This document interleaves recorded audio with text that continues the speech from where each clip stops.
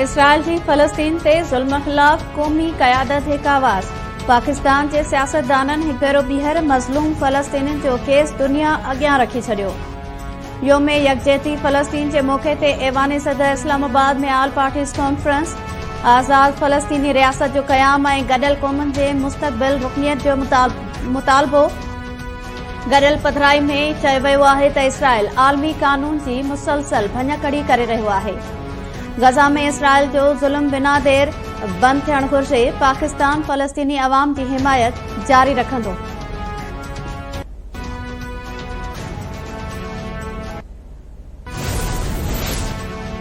सदर आसिफ अली ज़रदारी चयो आहे त इसराइली जारियत सां आलमी अमन ख़तरे में आहे। आलमी बिरादरी फ़लस्तीनियुनि जी नस्ल कुशी रोकण में नाकाम आहे। पाकिस्तान इसराइली जारियत जी सख़्त मज़म्मत करे थो। ॿिनि रियासतुनि जे क़याम खां सवाइ फ़लस्तीन जो मसइलो हल न थींदो। इसराइल समूरन कब्ज़ो कयल। वज़ीर आज़म शहबाज शरीफ़ चयो आहे त इसराइल फ़लस्तीनियुनि मथां बदतरीन ज़ुल्म करे रहियो आहे। 42,000 खां मथे माण्हू शहीद थी चुका आहिनि। हाणे आलमी ज़मीर खे जागणु घुर्जे।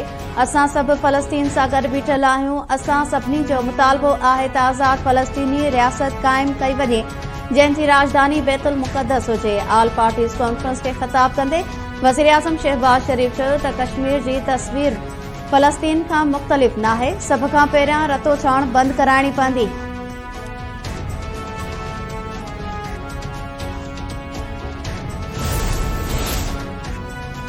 पाकिस्तान पीपल्स पार्टी जे चेयरमैन बिलावल भुट्टो ज़रदारी चयो आहे त गज़ा में इसराइली बर्बरियत खे 1 साल मुकमल थी चुको आहे। ॿुधायो वञे त लबनान, यमन ऐं ईरान में इसराइल जा केतिरा यरगमाली आहिनि। इसराइल जो मक़सद पूरी फ़लस्तीन ते कब्ज़ो करणु आहे। फ़लस्तीनी नस्लुनि खां पंहिंजी बका जी जंग विढ़ी रहिया आहिनि। असां जा जेके बि मसइला हुजनि, पर फ़लस्तीन जे मसइले ते हिक पेज ते आहियूं। असांखे हर फोरम ते मज़लूम फ़लस्तीनियुनि जो केस विढ़णु घुर्जे।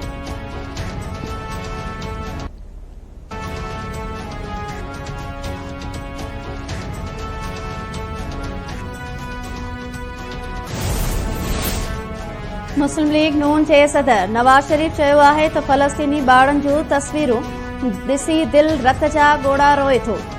फ़लस्तीनियुनि वटि के बि हथियार नाहिनि, का बि फ़ौजी ताक़त नाहे। गॾियल क़ौमुनि जो इदारो बेवस आहे। फ़लस्तीनियुनि जो खून ज़रूर रंग लाहींदो।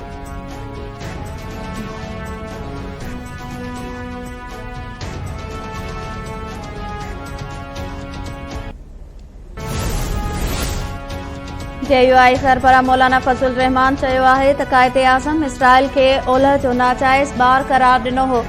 असां खां त ॾखण अफ्रीका सुठो आहे, जेको इसराइल जे ख़िलाफ़ आलमी अदालत में वियो। फ़लस्तीन जी सूरतहाल असां लाइ फ़िक्र जो लम्हो आहे। जमात इस्लामी जे अमीर हाफ़िज़ नईमुर रहमान चयो त इसराइल खे आज़ाद रियासत तस्लीम नथा करियूं। इसराइल फ़लस्तीनियुनि जी नस्ल कुशी करे रहियो आहे। इसराइल 1 साल में गज़ा मथां 85 टन बारूद केरायो। हज़ारे फ़लस्तीनी शहीद थी चुका आहिनि। 80 खां 90 सैकड़ो इमारतूं मलबे जो ढेर बणिजी वयूं आहिनि। हिन प्लेटफॉर्म तां रुगो हिक आज़ाद फ़लस्तीनी रियासत जो पैगाम वञणु घुर्जे। ANP जे सदर एमल वली ख़ान चयो त असां फ़लस्तीन सां गॾु कश्मीर जी आज़ादीअ जी बि ॻाल्हि कंदासीं। एहतिसाब सदाईं पाण खां शुरू थींदो आहे। कश्मीरनि खे संदन मर्ज़ी मूजिबि फ़ैसिला करण ॾिना वञनि। अलामा राजा नासिर अब्बास चयो त इसराइल फ़लस्तीन ते नाजाइज़ कब्ज़ो कयो आहे। इसराइल सां विढ़ण फ़लस्तीनियुनि जो हक़ आहे। जान मोहम्मद बुलेदी चयो त गॾियल क़ौमुनि जो इदारो जंग रोकण में नाकाम थी चुको आहे।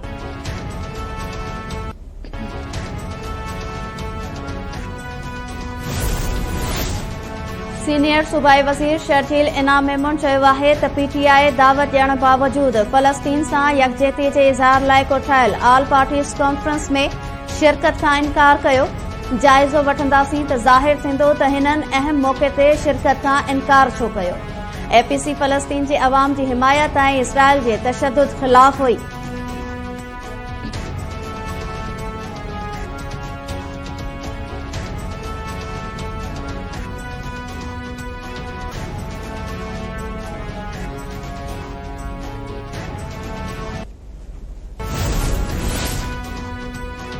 फ़लस्तीनियुनि सां यकजहती जे इज़हार ऐं इसराइली जारियत ख़िलाफ़ सिंध जे मुख़्तलिफ़ शहरनि में पीपल्स पार्टी जमात इस्लामी जूं रैलियूं। कराची में सूबाई वज़ीर सईद गनी जी सरबराही में पीपल्स पार्टी पारां फ़लस्तीनियुनि सां यकजहती जे इज़हार लाइ रैली कढी वई। खैरपुर, नौशरो, फेरोज़, मिठी, मदेजी ऐं ॿियनि शहरनि में जमात इस्लामी जे सॾ ते रैलियूं कढियूं वयूं। रैलियुनि में गज़ा ते इसराइली हमलनि जी मज़म्मत ऐं फ़लस्तीनियुनि सां यकजहतीअ जो इज़हार कयो वियो।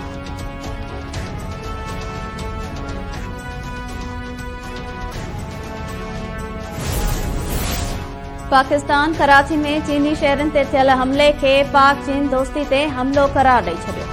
वाक़े में ॿिनि चीनी शहरनि जे अजल जो शिकार ऐं हिक जे ज़ख़्मी थियण जी बि तस्दीक़। परॾेही तर्जुमान हमले जी मज़म्मत कंदे चयो आहे त अफ़सोसनाक वाक़ियो पाक चीन दोस्ती ते हमलो आहे। ज़िम्मेवारनि खे बख़्श न कयो वेंदो। अफ़गानिस्तान में मौजूद दहशतगर्द ग्रुप पाड़ेसरनि जी सलामतीअ खे ख़तरे में विझी रहिया आहिनि। अफ़गान उबूरी हुकूमत खे लेक्चर ॾियण बदिरां पंहिंजे घरेलू मसइलनि ते ध्यानु ॾियणु घुर्जे। अफ़गान उबूरी हुकूमत दहशतगर्द ग्रुपनि खे जाइ ॾियण बदिरां आलमी बिरादरीअ सां कयल वाइदा वफ़ा पाड़े।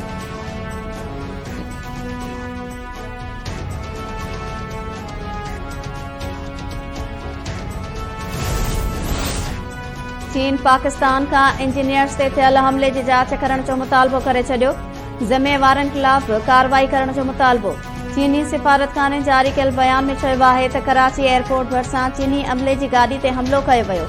2 चीनी शहरी मारिजी विया, हिकु ज़ख़्मी थी पियो। पाकिस्तान खे जांच जी दरख़्वास्त कई आहे।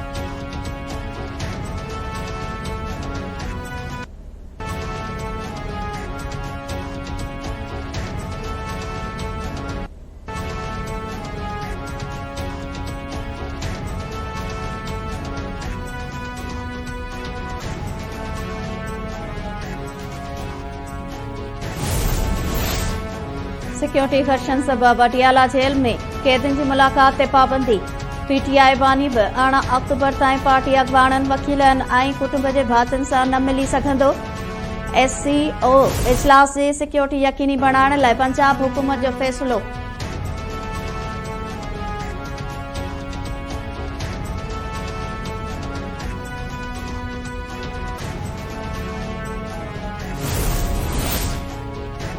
उमरकोट वासी डॉक्टर शाहनवाज कुंभर के जुर्तू मुक़ाबले में क़त्ल करण वारे केस में नामज़द CIA सब इंस्पेक्टर समेत 3 अहलकार पंजाब मां गिरफ़्तार। पुलिस डॉक्टर शाहनवाज क़त्ल केस में नामज़द जवाबदारनि सब इंस्पेक्टर हिदायतुल्ला नारेजो, अहलकार कादर ऐं नादिर खे पंजाब मां गिरफ़्तार कयो वियो। केस में नामज़द उमरकोट जे हटायल SSP आसिफ रज़ा बलोच जी सिंध हाई कोर्ट 10 ॾींहनि लाइ उबूरी ज़मानत मंज़ूर करे वरिती। केस में नामज़द DIG जावेद जिस्काणी ऐं SSP असद चौधरी रूपोश थियल।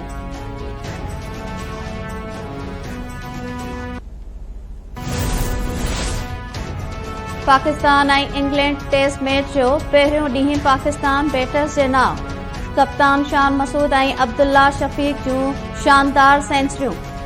शान मसूद 151 ऐं अब्दुल्ला शफ़ीक 102 रन्स जी इनिंग खेॾी।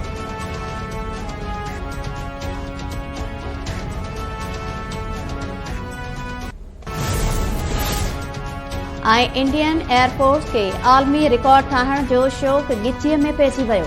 भारतीय रियासत तमिलनाडु में रिकॉर्ड ठाहिण लाइ 15 लख माण्हुनि खे सॾायो वियो। इंतज़ाम न हुजण सबबि शो दौरान बदनज़मी। शदीद गर्मी सबबि 5 ॼणा फोत, 150 खां वधीक बेहोश। मीडिया रिपोर्ट्स मूजिबि तमिलनाडु जी मरीना बेट ते शो ॾिसण लाइ तमाशाइनि खे 3 कलाक निकिरण उस में बीहणो पियो। शो जी पुॼाणीअ ते ॿाहिरि निकिरण वक़्तु अफ़रा तफ़री मची वई। शो जी जॻह ते तमाशाइनि लाइ पीअण जे पाणीअ जो बि बंदोबस्त न थियल हो।